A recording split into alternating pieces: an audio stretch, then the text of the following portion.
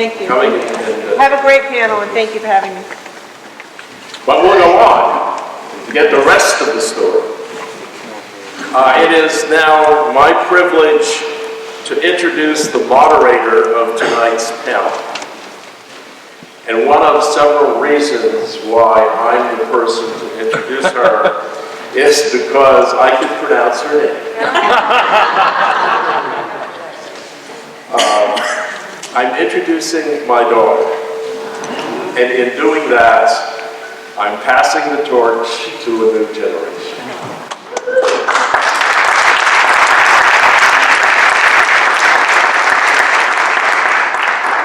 Nicole Dey is a Research Access Services librarian at Roger Williams University School of Law in Bristol. She previously worked as a practicing attorney and as a reference librarian at the Maine legislature. Nicole is currently an active member of several professional organizations, both locally and nationally. In 2015, Nicole received the American Association of Law Libraries LexisNexis Call for Papers Award and their Emerging Leader Award. Nicole is a member of the Bar of Rhode Island in Massachusetts and is the co-author of a legal research coloring book. Law school ain't what it used to be. Which is coming out this summer.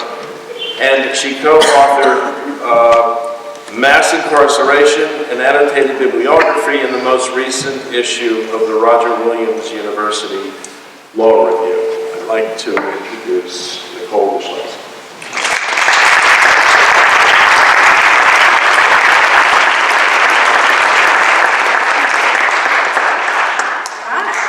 I just want to apologize to start with the biographies of these people are really long. And that's because they're really impressive people. And I think you need to hear how amazing they are. So I'm going to start with Chairwoman Laura Pisaturo has been a committed advocate for equal rights and a number of social justice issues impacting women, children, and the LGBT community. A native Rhode Islander, Pisaturo graduated cum laude from Suffolk University Law School, URI, and Classical High School. A skilled trial attorney and respected advocate, Laura has dedicated a large portion of her career to public service, working in both public and private sectors, and holding legal positions with the Providence Office of Hinckley, Allen & Snyder, the Rhode Island Department of the Attorney General, Day One, her own private practice, and as chairperson of the Rhode Island Parole Board.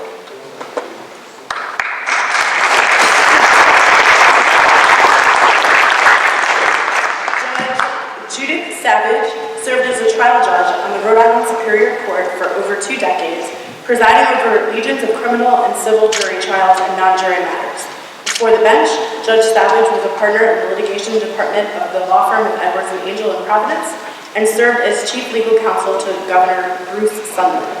Since her retirement from the Superior Court in 2013, she has been a distinguished jurist in residence at Roger Williams University School of Law, teaching criminal procedure and a course on racial justice based on Michelle Alexander's groundbreaking book, The New Jim Crow.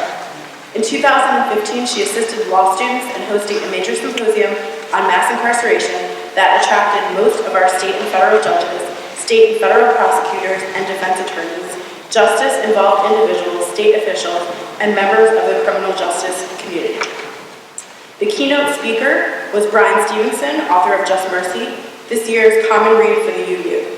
Last July, Governor Raimondo appointed Judge Savage as co-chairperson of the Justice Reinvestment Working Group.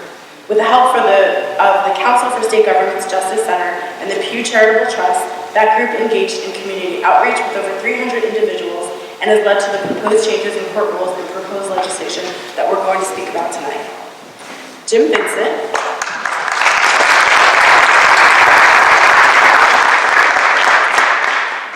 Jim Vincent has focused his entire career on giving back to the community. Since coming to Rhode Island from Boston in 1990, he has served as a volunteer on 35 nonprofit boards and 4 as president. Mr. Vincent is the president of the NAACP Providence branch and is dedicated to working on civil rights causes. Besides his work with the NAACP, Mr. Vincent also serves as president to the East Bay Community Action Program and serves on the board of the African Alliance of Rhode Island, the Rhode Island College Crusade, the Southern New England Association of Black Journalists, and is a member of the Cape Verdean Progressive Center. He also produces and hosts his own public affairs TV show called The Jim Vincent Show.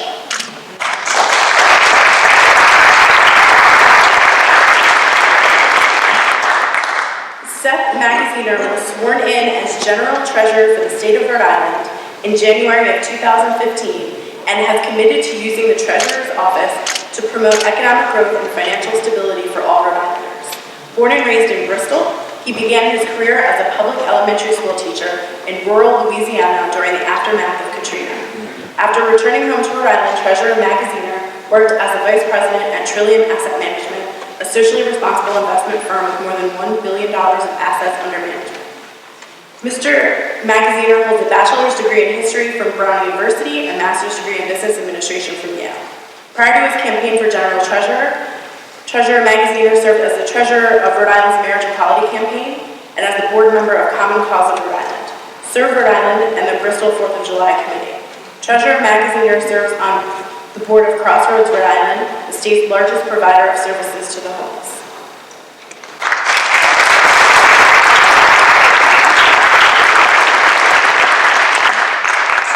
And in a recent addition to the panel, for one night only, I present A.T. Wall.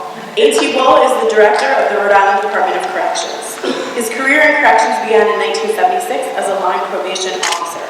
After his graduation from law school, he served as a prosecutor in Manhattan and then joined the Vera Institute of Justice, where he directed a sentencing project for chronic offenders convicted in New York. In 1987, Mr. Wall was tapped to become assistant director for the Rhode Island Department of Corrections and was then named interim director in 1999 and appointed director in 2000. He is the longest serving corrections director in the nation and is currently the president of the Association of State Correctional Administrators, the membership association of the 50 state corrections directors.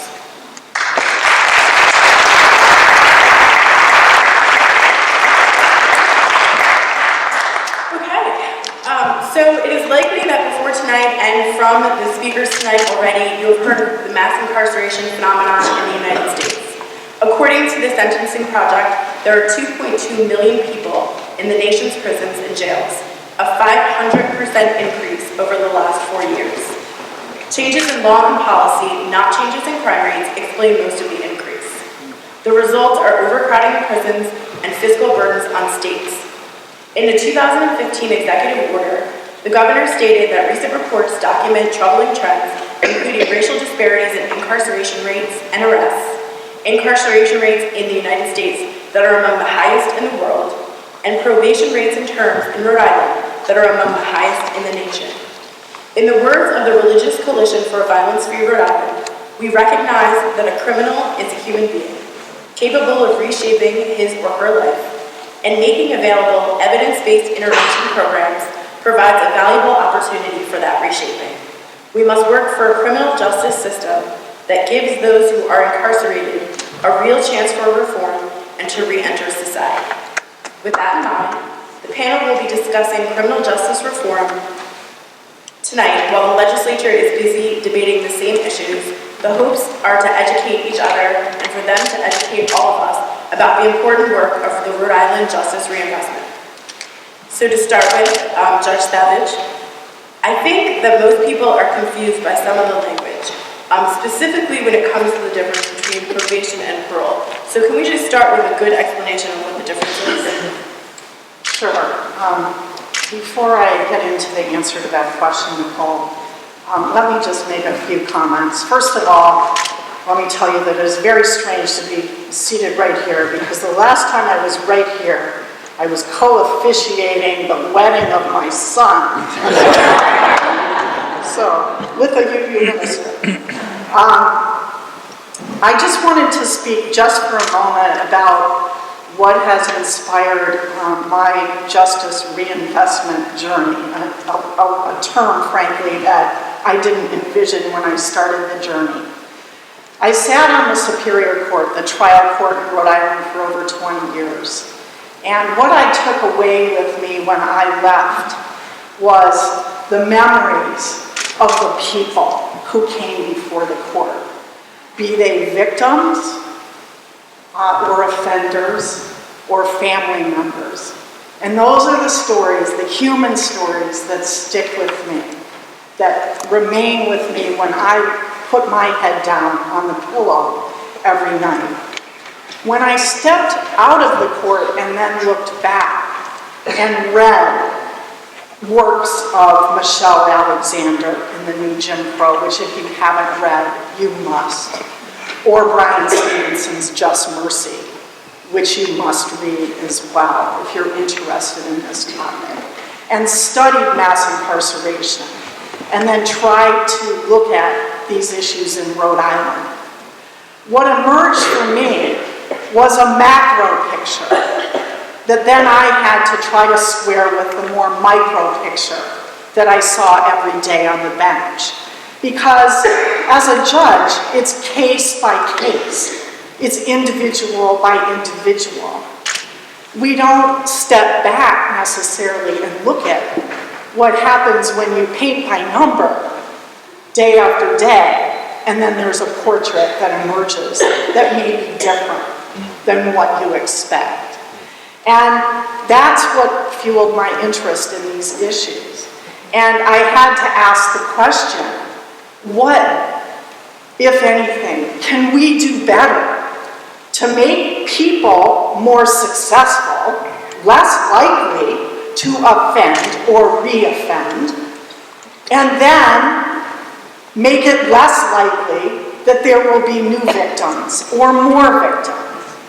And if we can do that, we can save money, because we don't have enough money to do everything we need to do, and we have spent money on corrections that far outpaces in this country things as basic as education.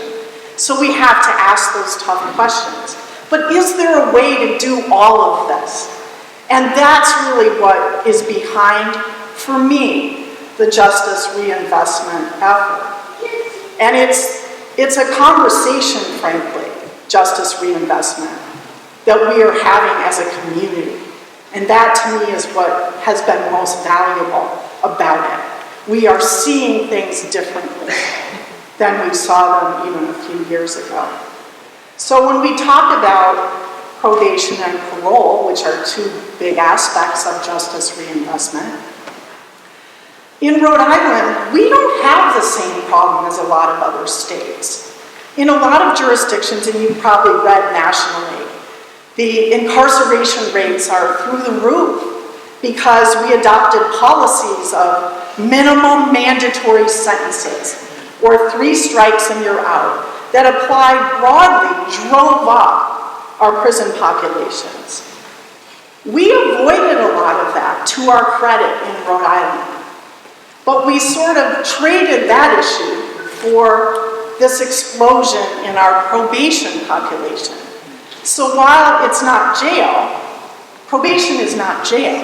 Probation is a sentence that you get for committing a crime, imposed after trial or as part of a plea agreement, that puts conditions on you. The purpose of probation is to try to rehabilitate and make the offender successful, and also hold the offender accountable. But probation has collateral or invisible consequences that we haven't focused on enough. Things like the inability to get a job, really basic things, work, housing, family supports, stigma in the community, all of the things that can really hold a person back. So that's why probation reform has kind of emerged as front and center in part of this effort. Parole is different from probation. Laura, I'm sure, will speak a lot about it. Parole, it kind of feels like probation, but it's what happens when you're in prison and your sentence is then shortened. In other words, you get out sooner, and you have similar conditions that are attached. But those are two different animals, And probation is imposed and supervised by the court, and parole is supervised by the executive branch through the parole board. I know that was long-winded. And we still may confuse them. So I'm going to ask this to Director Wall. Rhode Island has the second highest probation rate in the country. Can you tell us a little bit more from your perspective about the realities of probation in Rhode Island? Certainly, Nicole. It is true that we have a relatively low incarceration rate in Rhode Island as compared to the rest of the United States. But that low incarceration rate has been traded off against the second highest rate of people on supervision in the nation.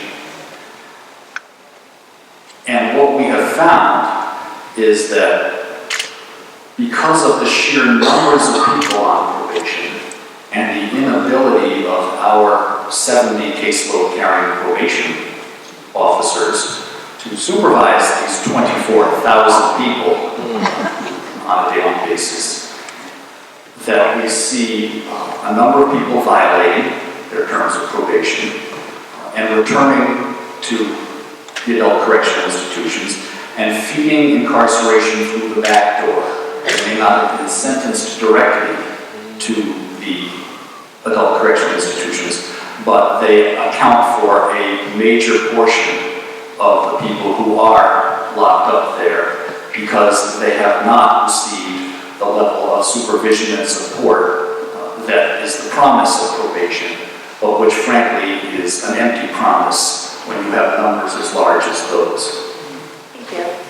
Mr. Vincent, 1 in 6 adult Black men are on probation, a number which frankly is astounding. Can you discuss the effect this has on your community and Rhode Island generally? The word is devastating. How can you have a community when you have virtually, a huge segment of your population under supervision where any false move could mean that person goes back to jail? These people have families in large part. The stigma is real in terms of what's already been mentioned in terms of the ability to get a job, to get housing, to be productive. It's too much of a barrier to have a viable community when you have too many people that are so important to the Black men in such a condition that they cannot function the way anybody else can function. So I would say that, we need to reform it. It doesn't work. We can reform it. We've had other things in the past that were barriers, like the voter felon bill, where people that were felons could not vote. We passed that, so now people can vote, which is very important to the self-esteem and it's just important in terms of democracy. We've had ban the box implemented so that people no longer have to worry about putting that on an application, which would almost automatically qualify in most cases. So this can happen. This too can happen. Because we need productive in society. We can't afford an underclass. We can't afford it socially. We can't afford it financially. It's just not tenable or around to support such a system. We need able-bodied people that are seeking a second chance to get that second chance to make society better. Each and every one of us, needs to understand that to have a better Rhode Island, having people on 20 and 30-year probation does not make Rhode Island better. It doesn't help anybody. That's right. That kind of situation. It's lose-lose. So why have it? So we need to reform it. We need to look clearly at that as well as other aspects that we're going to talk about, because it's just not fair. The barriers in terms of employment have been mentioned, and if you can't support yourself and your family, then what are you going to do? The chance of reoffending is so much greater because people have to survive. So, Michelle Alexander's book, they talk about the new Jim Crow, the old Jim Crow. Some people think it's just been Jim Crow, now what we call slaves, we have a new name of slaves. They call them criminals. Sure. They have no rights at all. So what's the difference? It's a new paradigm. Rather than have slaves, you have criminals. That's right. The idea is to keep Black men under supervision at all times. because they're a perceived threat. And I think this amounts to some of that. Okay, so with to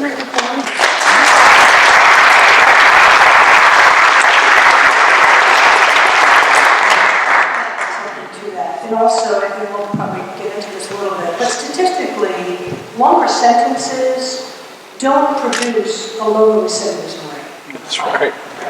So that's important to keep in mind, because if that were the case, we have the lowest recidivism rate. We don't. Number two, the recidivism rate among black men and white men is the same. And yet, we just discussed the statistic that 1 in 6 are on probation, 1 in 3 black men are on probation. So there is a disproportionate impact as well to different populations in our community that we do need to pay attention to. And I think one of the benefits of justice reinvestment and the entire discussion that we've had among cross disciplines is that there's transparency to what each of us is doing, to all of the different systems that you see represented up here, represented in the audience. And I want to acknowledge that my vice chair of the Parole Board, Victoria Almeida, is here. The Chief of the Criminal Division of the Attorney General's Office, Stacey Baroni, is here. So we have a lot of very invested, high-profile members of the criminal justice system who really, I think, invested in this discussion, and hopefully with some very real and concrete results for the General Assembly.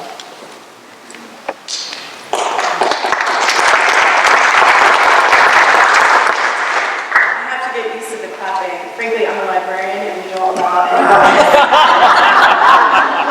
In May 2015, Governor Raimondo, Chief Justice Sattel, members of the House and Senate leadership, and the Rhode Island Department of Corrections Director, A.T. Wall, requested support from the Pew Charitable Trust and the U.S. Department of Justice to engage in a justice reinvestment approach to reduce correction spending and reinvest savings in strategies that can reduce recidivism and increase public safety. Governor Raimondo issued an executive order which established the bipartisan interbranch justice reinvestment working group. Chairwoman Pisaturo, I'm coming to you. Who is on this working group and what are they trying to solve?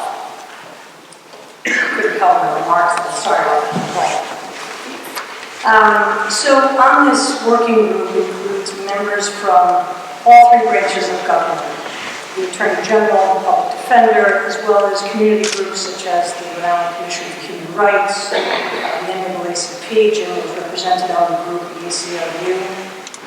And there are several problems that the working group is trying to solve. The Governor Raimondo did an excellent job outlining those for you, especially highlighting those that are topics within several bills pending before the General Assembly. But essentially, modernizing sentencing and probation supervision policies and practices, strengthening probation practices and the quality of community-based programs so that we can actually do things that in reality impact and reduce recidivism, assess and divert people when appropriate. I think we all expect that violent crime sentences are appropriately meted out for violent crime, but in order to break the cycle of reincarceration, I think we have to be smarter and more efficient and more thoughtful in how we are addressing crime and criminals. I think that's probably just it. Okay. Judge Savage, can you talk a little bit about the working group's process and about what some of the recommendations were? Well, the working group was put together to work with the Council for State Governments and Pew Charitable Trust. So the Council for State Governments came in and did on-the-ground data collection and research of the system to try to make recommendations to the state for potential areas of reform. And one of the things that the working group did was make sure that beyond the members of the working group, that the Council for State Governments had an opportunity to meet with a large variety of constituencies. And we had, for example, a broad meeting with everyone representing victims. And we don't really have an umbrella victims' rights group in Rhode Island, but we have a number of entities that are interested in victims and justice for victims. So that was one group. We had a community outreach to get into the community and actually listen to justice-involved individuals, as well as friends and family members of them, and also community advocates. So there was a real attempt to do that, and also to reach out into the behavioral health community. There was a question earlier about substance abuse, and it's true. There's some nexus between drugs and alcohol nationally for up to 85% of those who are in prison.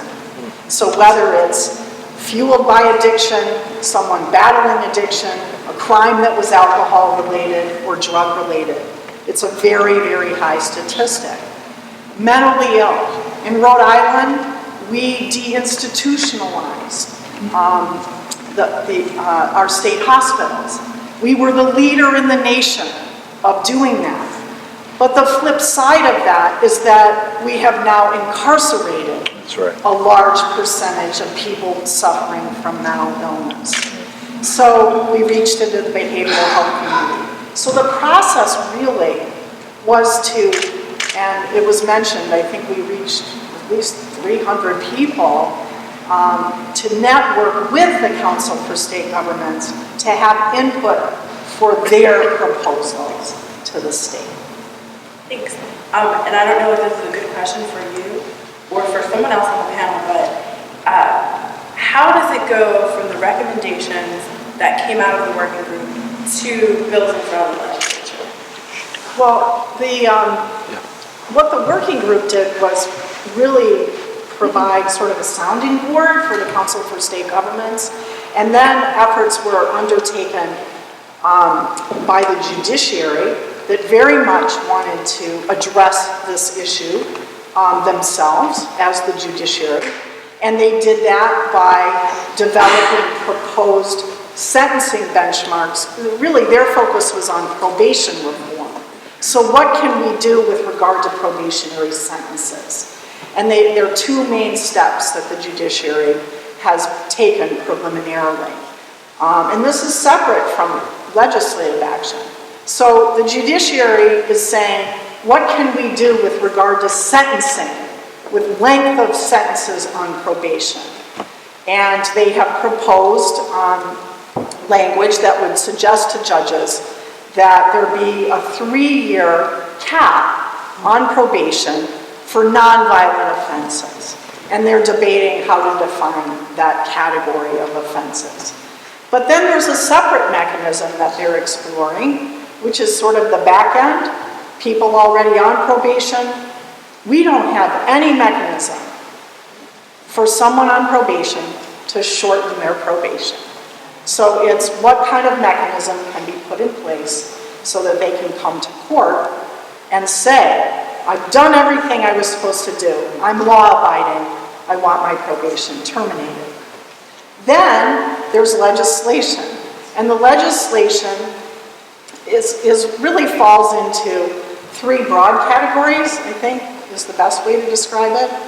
One is, what can we do to better know the profile of offenders at the get-go, so that profile can inform better bail decisions, can inform treatment decisions, diversion out of the correctional system and into treatment if that is appropriate.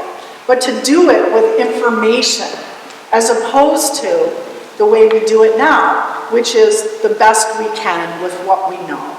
But this would be a tool put in at that point. Also, probation reform, I mentioned, and one of the aspects of the legislation that has been mentioned is with probation violators, to raise the standard so that it may not be that much easier to violate somebody right now than it would be under this legislation, but the standard is one of the lowest in the country, and it doesn't add integrity to the process of violation, so it would change that as well. And then the evidence-based practices under the legislation would also be made part of the parole process and part of the probation supervision process, with the aim being to take our limited probation resources, as AT has mentioned, and target those who are most likely to reoffend, so that we're taking our scarce resources and trying to employ them in a way that will assist people in not reoffending, using tools, for example, as like cognitive behavioral therapy, things that are not used widely yet today, but have shown success with reducing recidivism. So those are some of the core, allowing superior court diversion, encouraging the court to divert people for drug and alcohol treatment, mental health treatment, allowing the police to divert at the earliest point someone who is suffering from mental illness and may need treatment more than incarceration. But making those judgments responsibly and protecting public safety. Okay. I'm going to talk really briefly about crime. According to the governor's executive order, resources in our criminal justice system must continue to be deployed to combat the most serious crimes, but for less serious offenses, we must thoughtfully evaluate whether we are smartly investing in strategies that break the cycle of crime and incarceration. Chairwoman Pisaturo, if the justice reinvestment recommendations are accepted and made into law through the judiciary and through the legislature, does that mean that all of a sudden we're letting convicted criminals go free? No. Judges are still going to be free to sentence those who have committed crimes based on benchmarks, based on the court rules, statutory guidelines, and things like that. And I'm confident that they'll continue to do so, appropriating to the offense that was committed. But we know that incarceration alone does not reduce future crime, and it's very limited in its ability to promote successful reintegration of ex-offenders. And this is especially true when you consider certain subpopulations that Judge Savage has talked about, those with mental illness, those who have substance abuse, juveniles, the elderly population. So there's no cookie-cutter approach.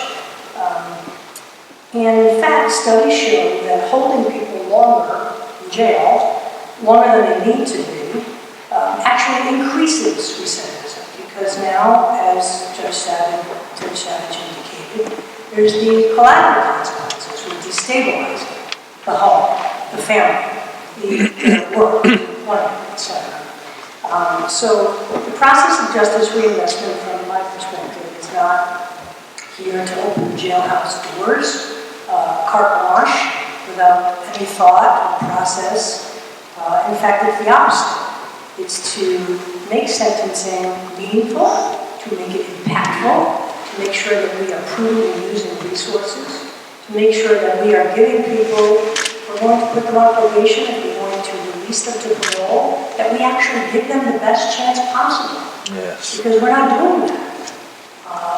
As AT mentioned, we've got 24,000 people on probation, and we can't supervise them. So how effective are we being now in any way? The short answer is no. The larger answer is this is something that's really going to improve public safety. Okay. Treasurer Magaziner, I'm coming to you now. Not everyone, including myself before I started researching for this, knows all of the responsibilities and programs under your office in the General Treasurer's office. One important aspect of any conversation about criminal justice, mass incarceration, is concern for victims. Many Rhode Islanders do not know how much the Crime Victims Compensation, don't even know that it exists, the Crime Victim Compensation Program. And even fewer of us know that it's operated out of the office of the General Treasurer. tell us a little bit about the program, who is eligible for the program, and what type of expenses are covered? Sure. Well, first of all, thank you very much for including me here tonight. I recognize it may seem unusual to have a state treasurer be on a panel about criminal justice reform. I'm here for two reasons primarily. First, narrowly to talk about the Crime Victims Compensation Program, which I will in a moment.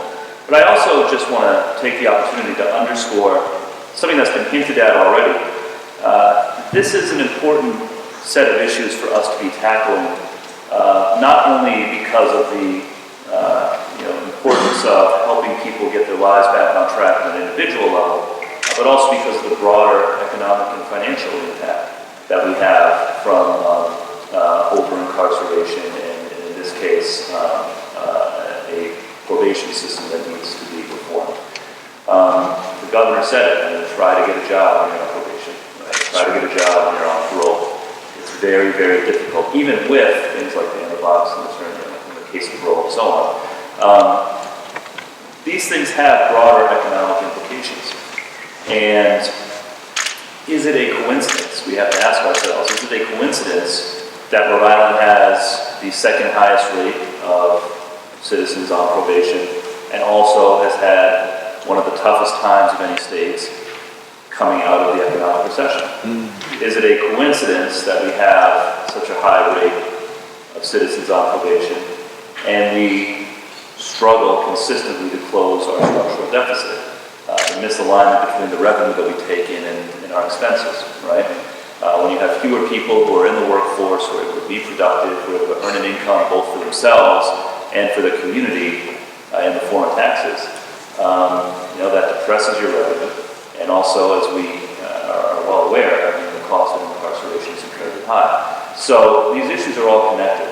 And this is not just a narrow issue of justice, although that is important in itself. There are also broader economic and financial considerations here, which is why I'm so heartened that the Justice Reinvestment Task Force has come out with these recommendations, and I'm also very heartened, frankly, to see such a great turnout tonight, on a Thursday night in a busy week, to see that so many people care about this issue and understand the importance of it.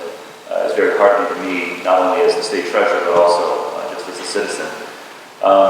So let me take a minute to talk about the Crime Victims Compensation Program. I'll start from a place of, as a moral issue, as a philosophical issue. To me, justice means more than just punishment of the offender.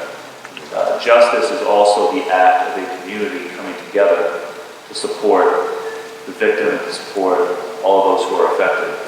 To support them emotionally, to support them financially, to help them heal. So our office has the responsibility and the honor of managing this program. The Crime Victims Compensation Fund is a program that reimburses victims of violent crimes and their family members for expenses related to the crime.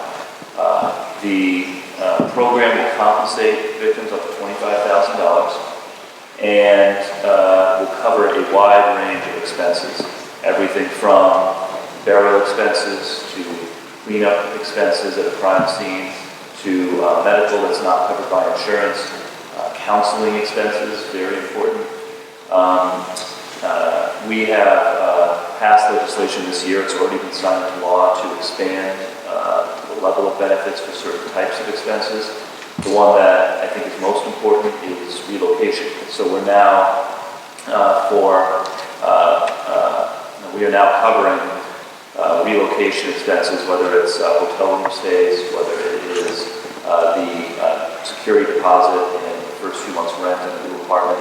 I think that's particularly important for victims of domestic violence who are having a hard time getting out of the situation that they're in for economic reasons.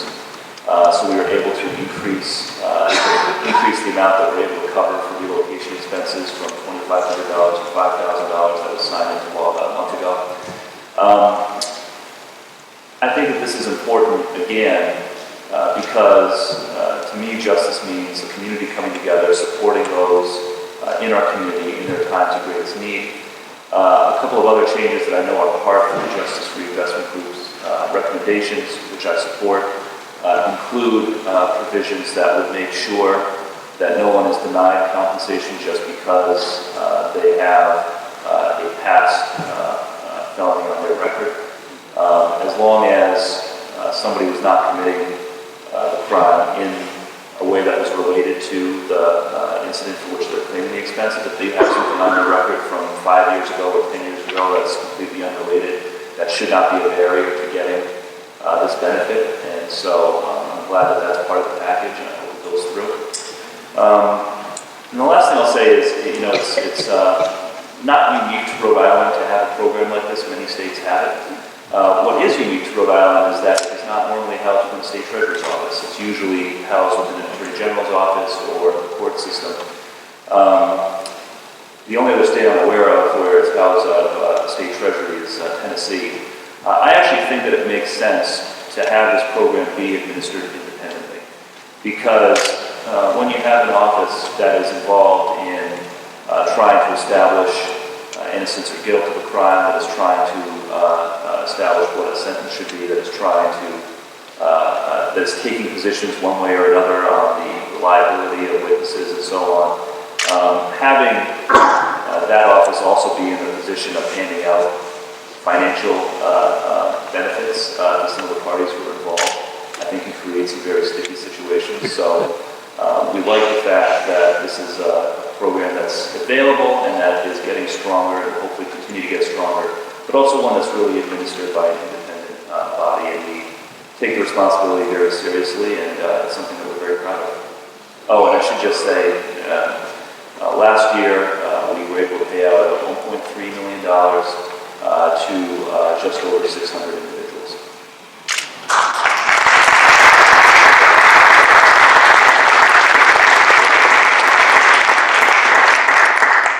Mr. Vincent, concerns about the crime rate often dominate political discussion about criminal justice in America. Can you talk a little bit about the roles of reconciliation and redemption within the context of the Justice Reinvestment Program? Well, first I'd like to commend the treasurer for his program, because I would not like the audience to think that we don't care about victims, because we all do. It's just that we're working with a system here in Rhode Island that doesn't work. Politicians forever have used crime rates and get tough on time for political gain for as long as I can remember. But those demagogic kinds of things don't work anymore because of the social, moral, and financial problems that we've all been talking about tonight. That's right. So I would think that, when we're in church, that there's room for reconciliation and redemption. I would think that, right? Amen.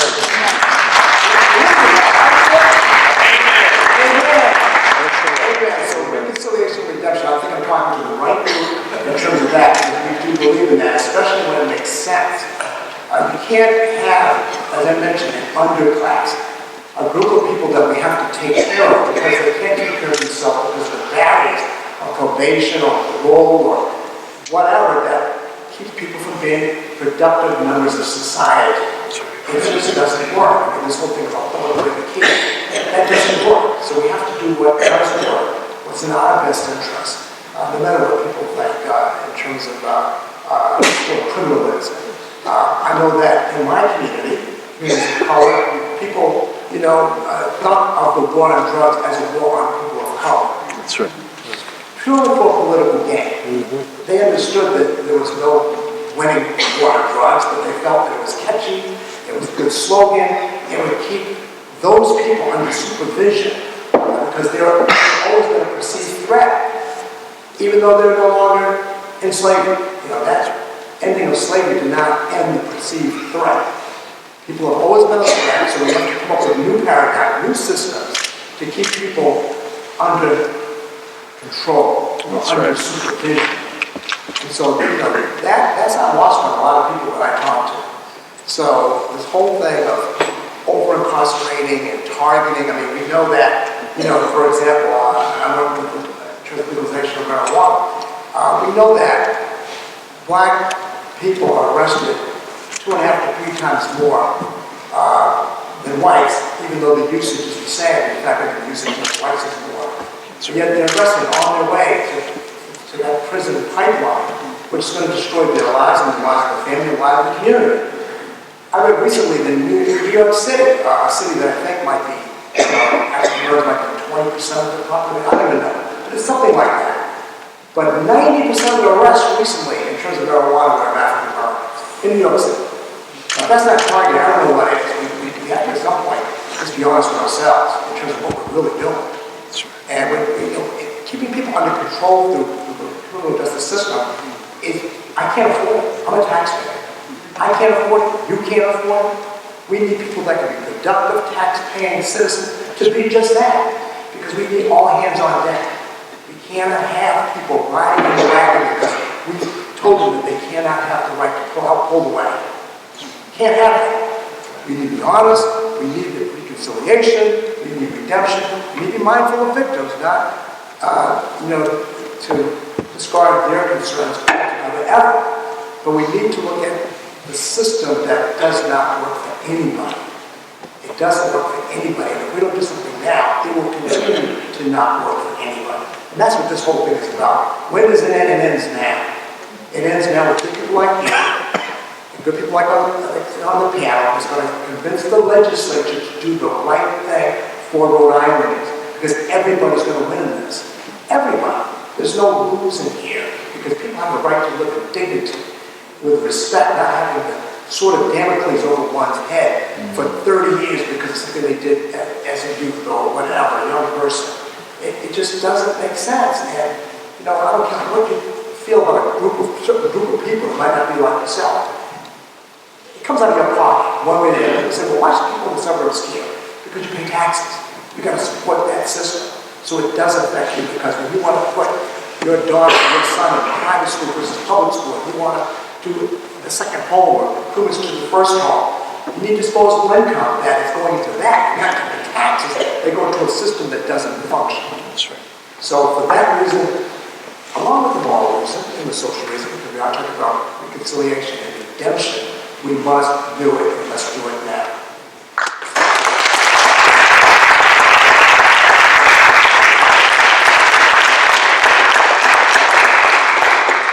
So I want to move to sort of the details and talk about the nitty-gritty of things.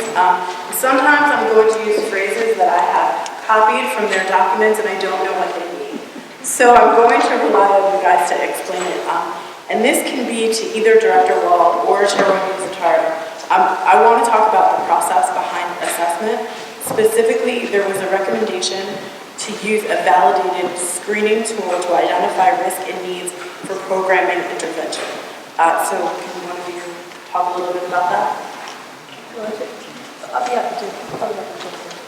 We'll share this one. So there's an extensive body of research about criminal sentencing, offender behavior, and risk reduction. And research suggests that recidivism can be curtailed by anywhere from conservative numbers, 10% to 30%, if we really employ what the judge, I think, has referred to as evidence-based principles and practices. And I would probably surmise that most people think it's unacceptable that 50% of people released from prison fail, right? You would probably agree with me. And most of you agree that criminal justice system should spend money on approaches that are proven to reduce the chance that someone will commit a new crime. Sure, can you hear me now? Okay, sure, thank you, sorry. So risk assessment tools, or validated risk assessment tools, are essentially a piece of scientific evidence that we would use to supplement the professional criminal judgment. Because shooting from the hip, our experience, our training, our education is not really enough to predict whether or not one particular person or even a group of persons are going to recidivate and re-offend. So a structured assessment tool can predict risk to re-offend more effectively than professional judgment alone. Not with absolute certainty, of course, but when used together for an intended population, they can certainly help us determine risk to re-offend. In addition, one of the things Nicole mentioned is a risk needs assessment. And that's something that, as part of this package, would be something that is done, risk assessments and risk needs assessments would be done maybe at the pre-trial stage, so that judges can be better informed about someone's probability of reoffending, but also why they're reoffending. What are their needs? And risk assessment tools look at things like static and dynamic factors. Right? What are the things that are not going to change? Your criminal history is not going to change. It's just in, right? It's in the past. Whether or not you have prior offenses for violence or assault, things like that. But we also need to balance that with the dynamic factors that are going to change. Your response to treatment, your behavior in jail, your age, your education level. Okay? Those are all things that will change because risk for recidivism is lower the older the population is. And things like that. So the risk needs assessment tool and talking about what kind of intervention we should use will help inform the level and the degree of services to those with maybe a higher risk.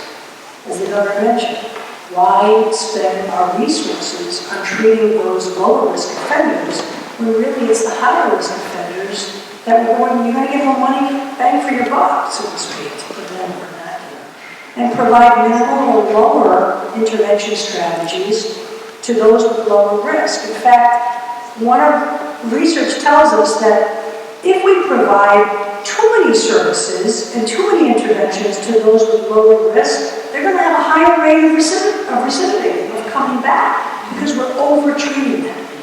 So, I don't know if that's too technical in response, but AT, you want to add to that? What I can say from the perspective of our staff is that when you think about 70 probation officers trying to supervise and provide support to 24,000 people, you rapidly realize that it simply can't be done through basic division. That what we have to do is sort out among those 24,000 people those for whom the experience of having been arrested and convicted and sanctioned is such that they will never reoffend.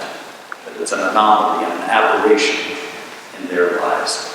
To those at the other end who are the ones that we worry about because their risk to reoffend is significant.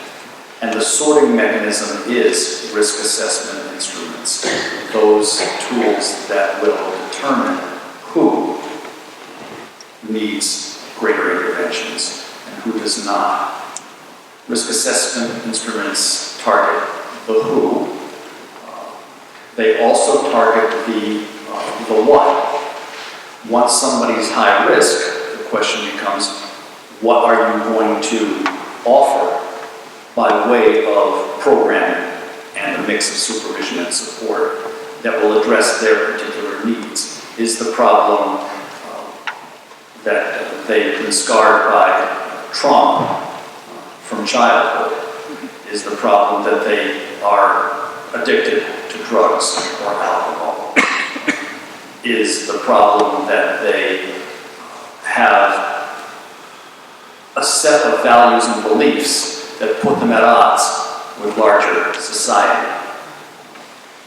Somebody who will say to you, well, yes, I was the victim because I got caught. That's a kind of mentality that can be sort of drawn out through risk assessment, and you can target what I call a what. What is it that is the need that has to be addressed? And then finally, risk assessment gives you the how.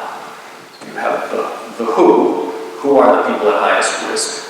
The what, which is what needs to be done by way of interventions with those people to lower their risk. And lastly, the how. The how.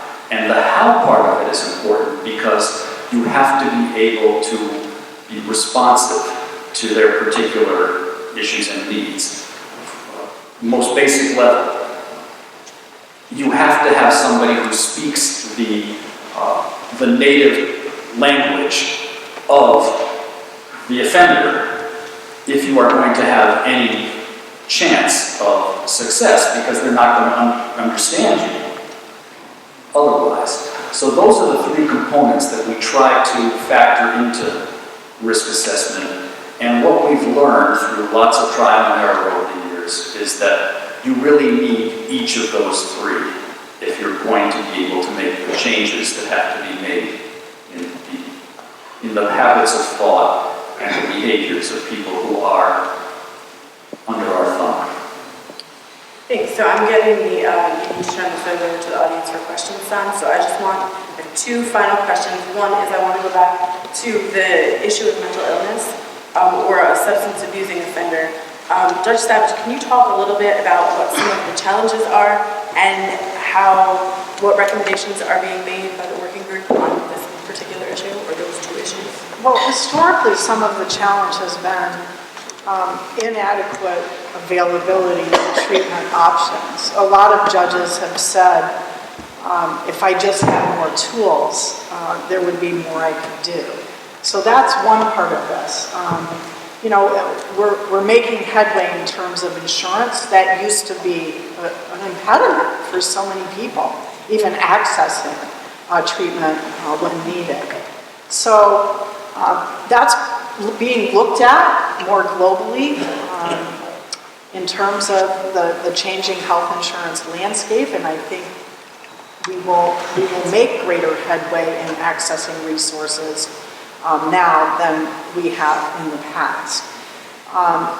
In terms of the justice reinvestment process, like I said, one of the core aspects is diversion when appropriate to treatment, whether it's mental health treatment or substance abuse treatment for alcohol or drugs. And the drug court, for example, in the Superior Court has been enormously successful. It holds offenders to very strict standards and compliance.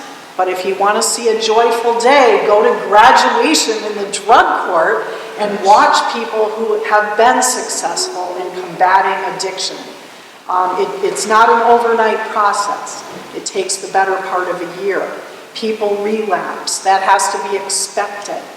But I believe, and I just keep looking up at our flag, I believe that when people are offered hope and when we believe in people's capacity for change, change is possible.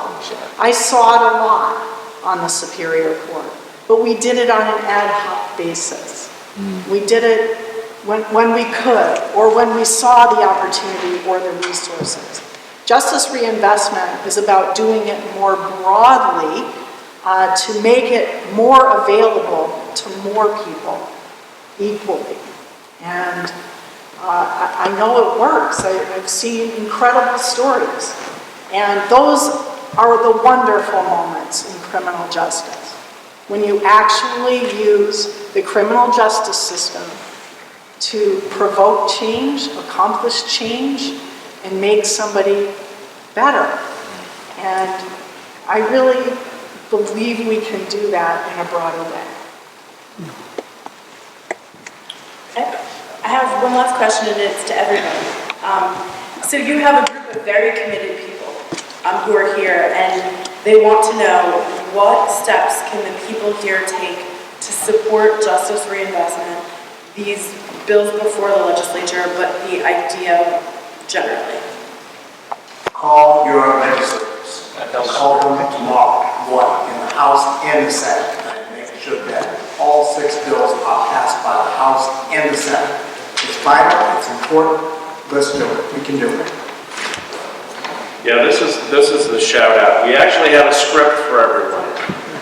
If you are interested in making this program happen, this is the time to do it.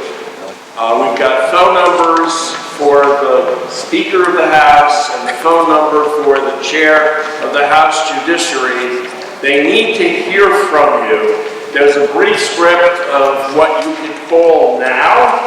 If you shut your phone off, put it back on, and you make a call, call on your way home, not while you're driving.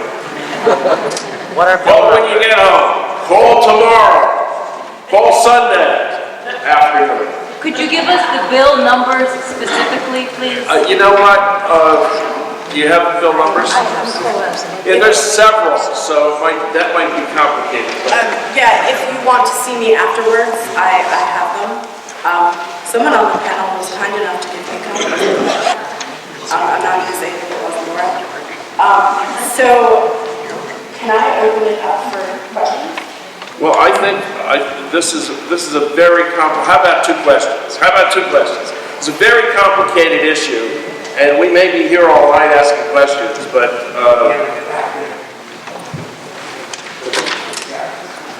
I want to thank everybody for the work they've done on this. I'm probably the only person in this room who's both done prison time and holds a related law degree. So I can sort of look at this complex issue from both sides from a unique perspective.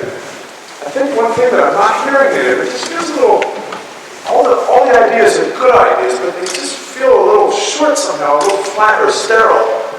If you talk to, I assume some prisoners were consulted, and obviously some parolees and probationers, but to really lower recidivism, you've got to get prisoners to think that there's something to getting by living clean, because we see so much corruption in the corrections industry, and particularly among the police, that I said we prisoners see so much corruption in the correction industry and among the police, and so much self-assuredness from prosecutors and judges who were just so sure all that time that as they were painting by numbers that the picture was going to come out racially just or with regard to mental illness. And it turned out it didn't come out that way. Michelle Alexander's book, the statistics about race-based profiling and substance arrests, particularly cannabis, for heaven's sake. I mean, we see the surveys, growing majority, soon a super majority of the public wants to flat out legalize cannabis, and that is the thing that sets men of color down the path of probation or trips them up on probation more often than anything else. What a disaster we have made of this. Dude, I think it's interesting that I just got something to add. Not only am I a law degree holder and a prisoner, but I'm also a clergy now. I looked carefully at that Bible. I see this Hebrew biblical plant, cannibalism, in it.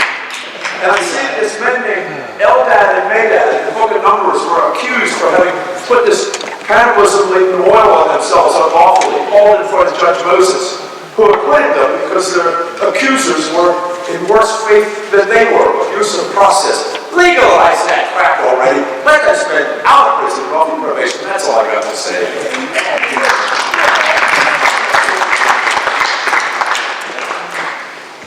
James Barker.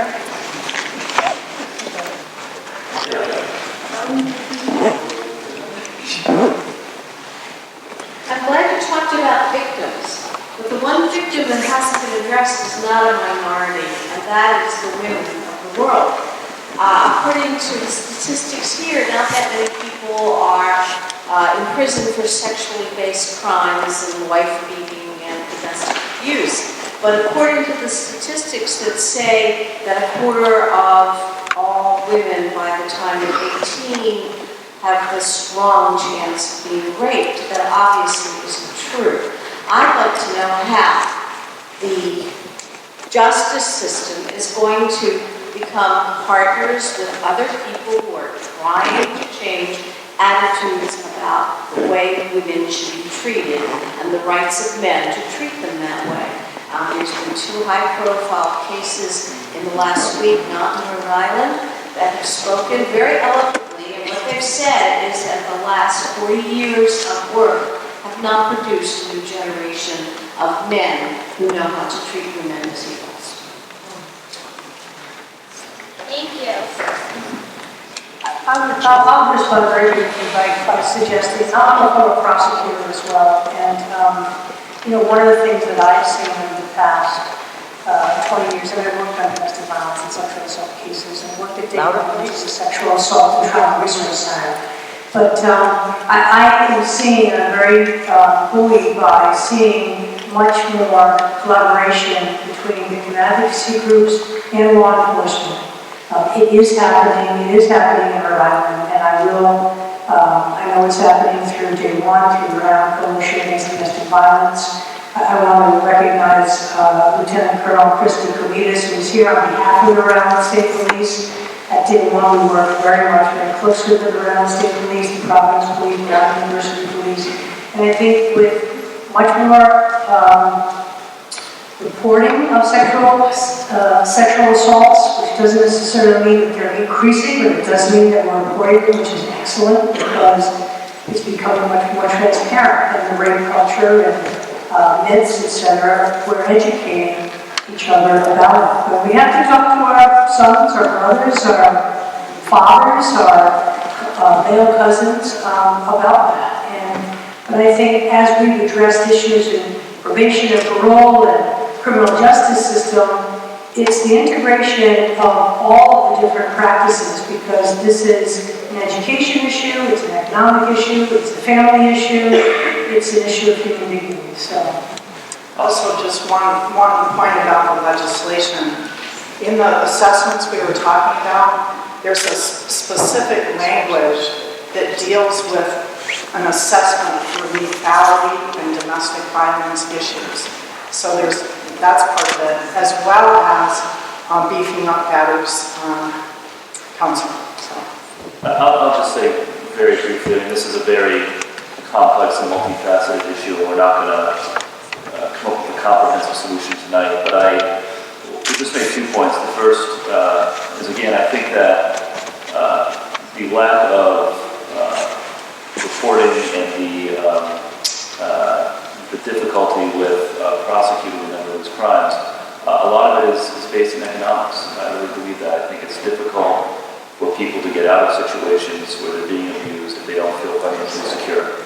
And so that's something that we try to address through the Crime Victims Fund, and I also think it's something that we have to bear in mind as we're making economic decisions, generally policy making. The other thing I'll say, just as a former teacher, as a former elementary school teacher, gender norms and the understanding of what is or is not acceptable behavior is formed at a very young age. That's right. You know, I remember, I taught 3rd and 4th grade, and I had 8-year-olds, 9-year-olds, and even at that young age, you know, there were a lot of things hardwired into some of my students who were wonderful students about what was appropriate and what wasn't. And so I do think that a longer-term solution has to lie, at least in part, in these early interventions through education and starting at a very young age. You know, you don't start talking about these things in high school. You got to start talking about them very young. So, not a comprehensive solution, but just a couple of things that come to mind. Thank you. When the religious leaders met with the governor, we knew that this was a very complicated issue, and it is. And I'm very pleased that we have a panel of experts who came, actually a Blue Ribbon panel, who came to explain to us many of the various aspects of this program. Again, if you're interested in getting this program passed, please make a phone call. I'm going to just thank everybody at the end, because my sense is this is so complex. We could be here talking all night. So thank you for coming. Although I don't know everybody's names, there are definitely dignitaries here who you missed. One is James Montero. I just wanted to recognize him. James, I have James said it, and I just wanted to recognize that. Last one, Reverend James.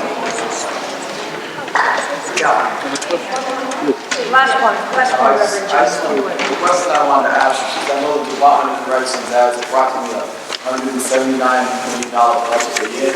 Less than 1% of that is actually spent on education. And when we're talking about reinvestment, I'm wondering what type of reinvestment is happening in that area.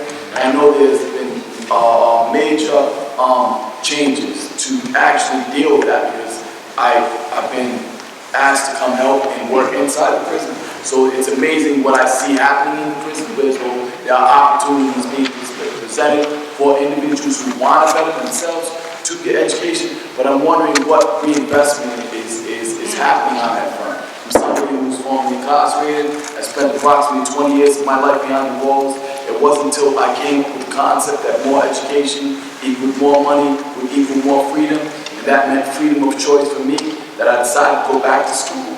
As a result of that choice, I'm on probation. I haven't even had to apply for employment. I was usually asked to come work for places. I am an employer now. I own a business. I don't have these issues anymore because I got education. I don't need housing. I can provide housing. I don't need medical. I can provide my own medical.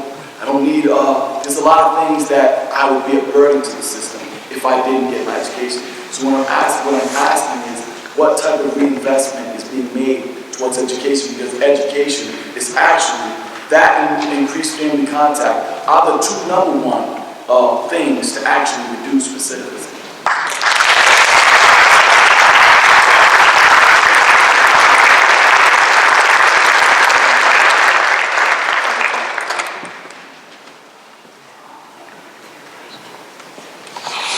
What I can say as the director of the Corrections Department is that it's not for lack of trying. It is very frustrating for us at the DOC, and I'm not just talking about myself, I'm talking about program staff, health and mental health personnel, our security and custody staff as well. It's very frustrating for us because the fact is that we are expensive. And when I talk to officials and say what we really need are more interventions, more tools, more resources to help people move past the place where they are sort of stuck right now.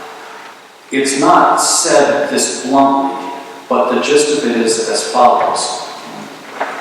We recognize you're necessary, and so we will give you the money you need to maintain your institutions and staff them to protect security and to promote public safety. We will also give you some baseline funding for health care, for example, for food and clothing. But when you come to us and say you want money for programs, we have other priorities than that one. As I said, it's not put this explicitly, but certainly I know what I'm being told. The fact is that an inordinate amount of our programming is done by volunteers because we are not given the money. We don't have the funds. There's no line item for programming that allows us to do the work that we in corrections feel is our essential work. So that's